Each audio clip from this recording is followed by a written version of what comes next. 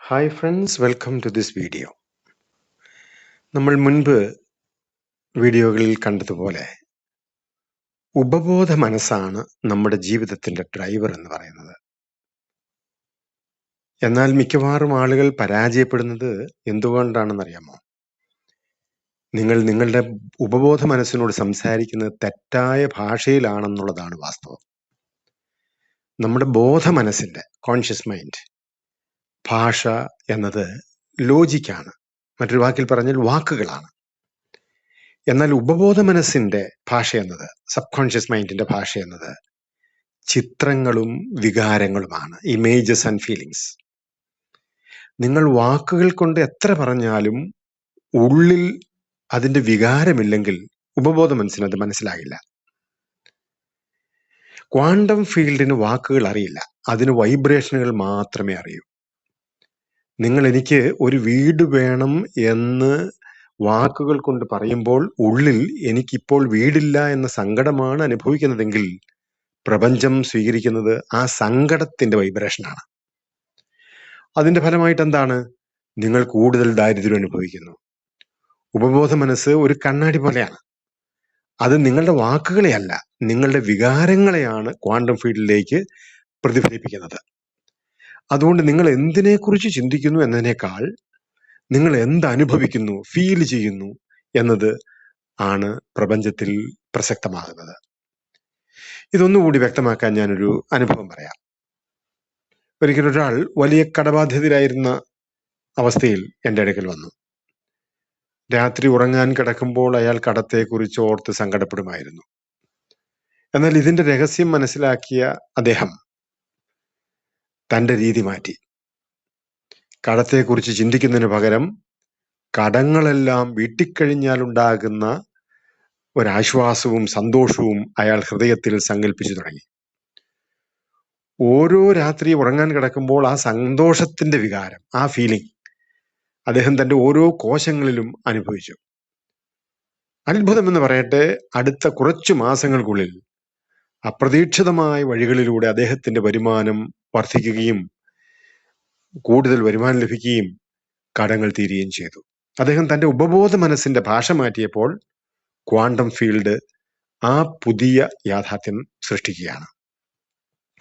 ഈ ഒരു തത്വം യേശു ക്രിസ്തു എത്ര സുന്ദരമായിട്ടും വ്യക്തമായിട്ടാണ് പഠിപ്പിച്ചതെന്ന് നോക്കുക. ഇതിനു മുൻപുള്ള എപ്പിസോഡിൽ ഞാൻ സൂചിപ്പിച്ച ഒരു വചനമുണ്ട്.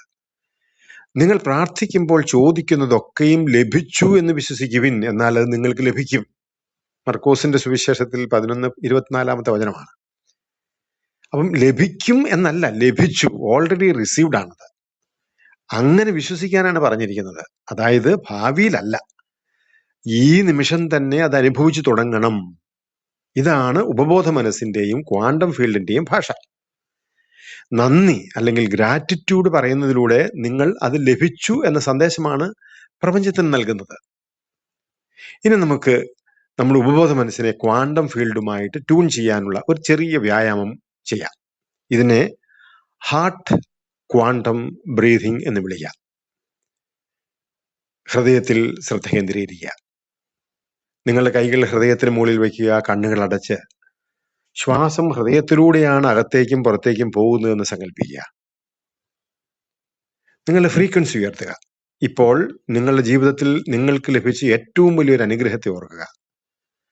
ആ ഓർമ്മ നൽകുന്ന നന്ദി, ഗ്രാറ്റിറ്റ്യൂഡ് നിങ്ങളുടെ ഹൃദയത്തിൽ അനുഭവിക്കുക. നന്ദിയാണ് പ്രപഞ്ചത്തിലെ ഏറ്റവും ഉയർന്ന ഒരു ഫ്രീക്വൻസി. നിങ്ങളുടെ ആഗ്രഹം ഇപ്പോൾ വിഷ്വലൈസ് ചെയ്യൂ. ഈ സന്തോഷത്തിൽ ഇരുന്നു കൊണ്ട് നിങ്ങളുടെ ആഗ്രഹം ഇതിനകം തന്നെ സംഭവിച്ചു കഴിഞ്ഞതായിട്ട് സങ്കല്പിക്കുക. അതിന്റെ വിഷ്വൽ, അതിന്റെ ഇമേജ് മനസ്സിൽ കാണുക.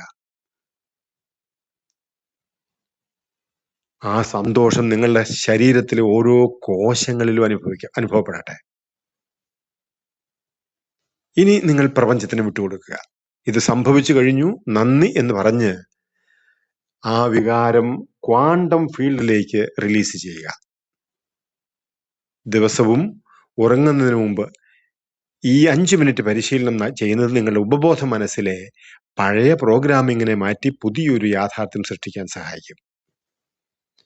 ഇന്നു മുതൽ നിങ്ങളുടെ ഭാഷ മാറ്റാൻ നിങ്ങൾ തയ്യാറാണോ? നിങ്ങളുടെ ആഗ്രഹങ്ങൾ നടന്നു കഴിഞ്ഞാൽ ഉണ്ടാകുന്ന സന്തോഷം ഇപ്പോൾ തന്നെ ഹൃദയത്തിൽ അനുഭവിക്കുക. പ്രപഞ്ചം നിങ്ങളെ ശ്രദ്ധിക്കുന്നുണ്ട്. നിങ്ങൾ കമന്റ് ബോക്സിൽ ഇപ്പോൾ തന്നെ എഴുതുക, കുറിക്കുക. I speak the language of the universe.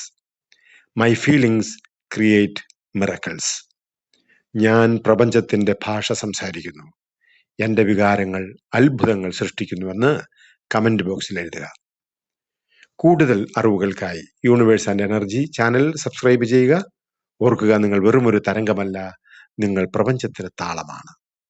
I am your guide and you are the universe and energy.